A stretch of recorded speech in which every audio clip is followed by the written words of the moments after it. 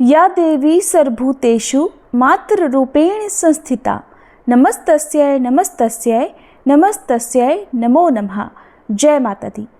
जब भी पाप बढ़ता है, जब भी अधर्म हावी होता है, तब माँ दुर्गा अपने दिव्य स्वरूपों में प्रकट होती हैं और अपने भक्तों का कल्याण करती हैं। नवरात्रि में हर दिन माँ के एक नए रूप की उपासना कर हम उनकी कृपा प्राप्त कर सकते हैं। लेकिन क्या आप जानते हैं कि हर देवी का एक विशेष रंग, एक प्रिय भोग और विशेष पूजा विधि होती है। अगर आप नवरात्रि के इन दिनों में सही विधि से पूजा करें तो माता की कृपा शीघ्र ही प्राप्त होती है। तो आज के इस वीडियो में हम जानेंगे नवरात्रि कलश स्थापना की विधि और 9 दिनों तक माँ दुर्गा की पूजा कैसे करें, इस बारे में। वीडियो अगर पसंद आए तो वीडियो को लाइक और ज़्यादा से ज़्यादा शेयर करके कमेंट बॉक्स में जय माता दी भी जरूर लिखिएगा। पहले जानते हैं नवरात्रि की तिथि, शुभ मुहूर्त और कलश स्थापना मुहूर्त के बारे में। इसके बाद आप जानेंगे कलश की स्थापना कैसे करें और फिर आप जानेंगे नवरात्रि के 9 दिन 9 देवियों की पूजा कैसे करें। साल 2025 में चैत्र नवरात्रि 30 मार्च रविवार से प्रारंभ होगी और चैत्र नवरात्रि का समापन होगा 6 अप्रैल दिन रविवार को। चैत्र शुक्ल पक्ष की प्रतिपदा तिथि से ही नवरात्रि प्रारंभ होती है और प्रतिपदा तिथि में शुभ मुहूर्त में कलश की स्थापना की जाती है। तो कलश की स्थापना 30 अप्रैल को सुबह 6:13 से 10:22 के बीच में की जाएगी। इसके अलावा दूसरा मुहूर्त जो कि अभिजीत मुहूर्त रहेगा, दोपहर 12:01 से 12:50 के बीच में की जाएगी। बात करते हैं कलश स्थापना विधि की। तो शुभ मुहूर्त में यानी नवरात्रि के पहले दिन स्नान आदि से निवृत्त होकर शुभ मुहूर्त में कलश की स्थापना करें, जिसके लिए पहले पूजा स्थल को अच्छे से साफ कर लें। गाय के गोबर से या गेरू से लीपकर शुद्ध कर लें। इसके अलावा सुंदर रंगोली बना सकते हैं। गंगा जल छिड़ककर शुद्ध करने के बाद उत्तर पूर्व दिशा में एक चौकी पर लाल या पीले वस्त्र का आसन बिछाएं। फिर मिट्टी या तांबे का कलश लें, उसके कंठ पर मौली बांधें। फिर कलश के अंदर गंगा जल, हल्दी की गांठ, सुपारी, सिक्का, अक्षत डालें। कलश के ऊपर आम या अशोक के 9 पत्ते रखें और उसके बाद कलश पर स्वास्तिक का चिन्ह बनाकर उसके ऊपर जटा वाला नारियल रखें। कलश के पास ज्वारे बोएं यदि आप ज्वारे बोने की इच्छा रखते हो। फिर चौकी पर माँ दुर्गा की मूर्ति या चित्र स्थापित करें। ध्यान रखिएगा कलश की स्थापना माँ दुर्गा की प्रतिमा के दाहिनी तरफ होनी चाहिए। अब दीप प्रज्वलित करें और मंत्रों के साथ देवी का आह्वान करें। इस प्रकार से कलश की स्थापना करने के बाद आपको पूजा की शुरुआत करनी होती है। सबसे पहले विघ्नहर्ता भगवान गणेश जी का पूजन करके माँ शैलपुत्री की पूजा करनी होती है। नवरात्रि के 9 दिन उपवास रखने का या पूजा करने का संकल्प भी आपको लेना होता है। नवरात्रि में पहले दिन माँ दुर्गा के प्रथम स्वरूप माँ शैलपुत्री की पूजा की जाती है। माँ शैलपुत्री को सफ़ेद और लाल रंग अत्यंत प्रिय है और इस दिन माँ को गाय के दूध का, घी का और मौसमी फलों और मिठाइयों का या दूध से बनी मिठाइयों का भोग लगाया जाता है। माँ शैलपुत्री की प्रतिमा को आप स्नान कराएं, फिर लाल पुष्प अर्पित करें, अक्षत कुमकुम लगाएं, फूल माला अर्पित करें, सुहाग की सामग्री अर्पित करें, कुछ दक्षिणा रखें, घी का दीप जलाकर ओम देवी शैलपुत्रे नमः मंत्र का जाप करें। शाम को एक बार फिर से धूप दीप जलाकर, कपूर जलाकर आरती करें और माँ को भोग लगाएं। पहले दिन दुर्गा सप्तशती का पाठ भी करें। दूसरे दिन माँ ब्रह्मचारिणी की पूजा करें। माँ ब्रह्मचारिणी को सफ़ेद और पीला रंग अत्यंत प्रिय है। चीनी और मिश्री का भोग, फल, मिठाई, पंचामृत का भोग इस दिन लगा सकते हैं और इसके अलावा आप माँ को पान, सुपारी, इलायची का भोग भी लगाएं। माँ को सफ़ेद और पीले पुष्प अर्पित करें। फिर ओम देवी ब्रह्मचारिण्य नमः मंत्र का जाप करें। धूप दीप जलाकर कथा का श्रवण करें। श्री दुर्गा सप्तशती का पाठ करके अंत में कपूर जलाकर आरती करें। दिन भर उपवास रखें। शाम को एक बार फिर से इसी तरह विधि विधान से पूजा करके आरती करें और माँ को भोग लगाएं। तीसरे दिन माँ चंद्रघंटा की पूजा करें। माँ चंद्रघंटा को सुनहरे रंग या लाल रंग और नारंगी रंग की पूजन सामग्री अर्पित करें। माँ चंद्रघंटा को दूध से बनी मिठाई का भोग लगाएं और मोगरा या बेला के पुष्प किसी खास मनोकामना की पूर्ति के लिए माँ को अर्पित करें ओम देवी चंद्रघंटाय नमः मंत्र का जाप करें और इस दिन पूजा करते समय मंदिर में घंटी जरूर बजाएं, क्योंकि माँ चंद्रघंटा के सम्मुख घंटी बजाने से माँ चंद्रघंटा शीघ्र कृपा करती हैं, अपने भक्तों की सभी मनोकामनाएं पूर्ण करती हैं और उनके शत्रुओं का और भय का नाश करती हैं। इस दिन आप किसी देवी मंदिर में घंटी का दान भी कर सकते हैं। विधि विधान से मंत्रों का जाप करने, कथा का श्रवण करने, श्री दुर्गा चालीसा, श्री दुर्गा सप्तशती का पाठ करने के बाद सबसे अंत में कपूर जलाकर आरती उतारें और माँ को भोग लगाकर सच्चे मन से क्षमा याचना करें। दिन भर उपवास रखें। शाम की पूजा भी इसी प्रकार विधि विधान से करें। चौथे दिन माँ कूष्मांडा की पूजा करें। माँ का प्रिय रंग लाल और नारंगी है। भोग में माँ को मालपुए और पेठे का भोग लगाया जाता है।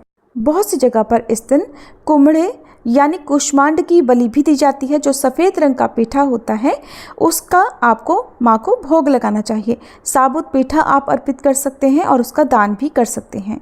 माँ को नारंगी रंग के वस्त्र और गेंदे के पुष्प अर्पित करें। ओम देवी कूष्मांडाय नमः मंत्र का जाप करें। माँ की कथा का श्रवण करें। श्री दुर्गा सप्तशती के अध्यायों का पाठ करें। दुर्गा चालीसा का पाठ करें। देवी भागवत पुराण की कथाओं का श्रवण करें। सबसे अंत में कपूर जलाकर आरती उतारें और माँ को भोग लगाएं। सच्चे मन से क्षमा याचना करना ना भूलें। दिन भर उपवास रखकर शाम को भी इसी प्रकार से सच्चे मन से आपको विधि विधान से माँ की पूजा करनी चाहिए।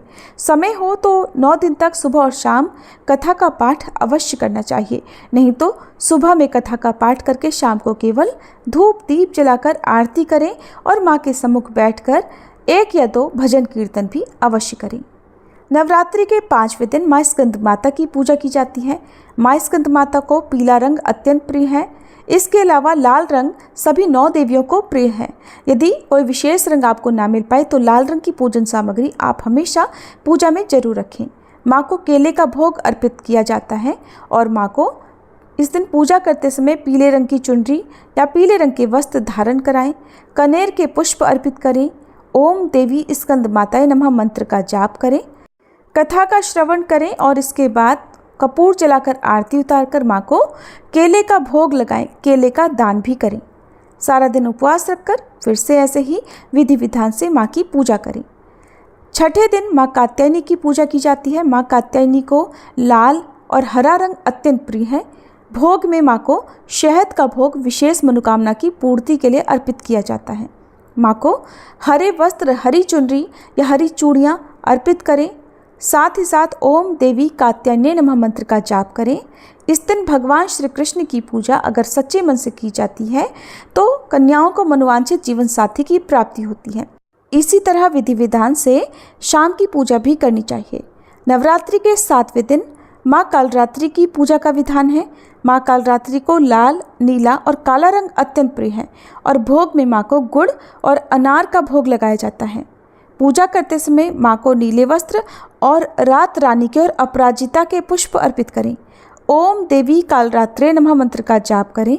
श्री दुर्गा चालीसा और श्री दुर्गा सप्तशती के अध्यायों का पाठ करें। माँ कालरात्रि की कथा का श्रवण, देवी भागवत पुराण की कथाओं का श्रवण करें। सबसे अंत में कपूर जलाकर माँ की आरती उतारें और माँ को भोग लगाएं।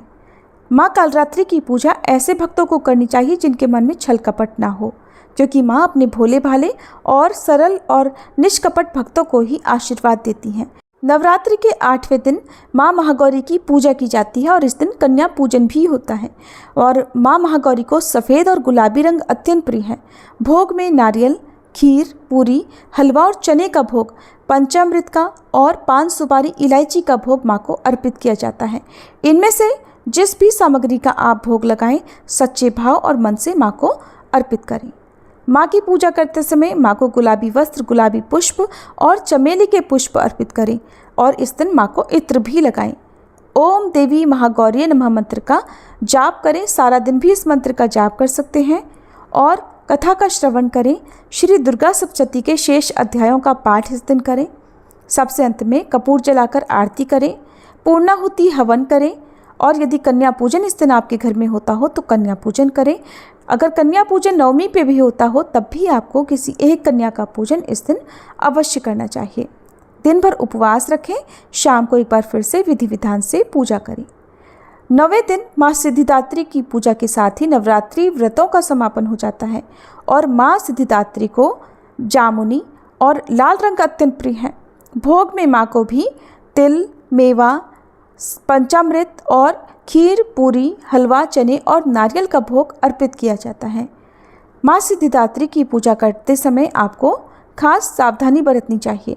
इस दिन स्नान आदि से निवृत्त होकर अपने व्रतों के समापन का भी संकल्प लेना चाहिए। माँ से प्रार्थना करनी चाहिए कि वे 9 दिनों तक रखे गए उपवास या पूजा पाठ को स्वीकार करें और आप और आपके परिवार को आशीर्वाद प्रदान करें। फिर सच्चे मन से माँ को जामुनी वस्त्र, जामुनी रंग के पुष्प और कमल का पुष्प अर्पित करें। ओम देवी सिद्धिदात्रे नमः मंत्र का जाप करें, कथा का श्रवण करें, श्री दुर्गा चालीसा का पाठ करें, हवन करें, क्योंकि पूर्णाहुति हवन के साथ ही नवरात्रि की पूजा संपन्न होती है। हवन आप चाहे खुद कर सकते हैं या पुजारी जी को बुलवाकर भी कर सकते हैं। फिर कन्या पूजन करें। कन्या पूजन से पहले आपकी माँ सिद्धिदात्री की पूजा संपन्न हो जानी चाहिए। कन्या पूजन करने के साथ ही आप माँ की आरती उतारें और माँ को भोग लगाकर अपने व्रत का चाहे तो पारणा प्रसाद ग्रहण करके कर सकते हैं, क्योंकि बहुत से लोग नवरात्रि में कन्या पूजन करके अन्न ग्रहण कर लेते हैं, तो वहीं कुछ लोग नवरात्रि में भी उपवास रखकर दशमी तिथि के दिन ही अन्न ग्रहण करते हैं। तो यह आपकी श्रद्धा पर निर्भर करता है। आप चाहे 9वीं के दिन भी अन्न ग्रहण कर सकते हैं। फिर नवरात्रि की पूजा करने के बाद बहुत से लोग शाम के समय सूर्यास्त से पहले कलश विसर्जन भी कर देते हैं।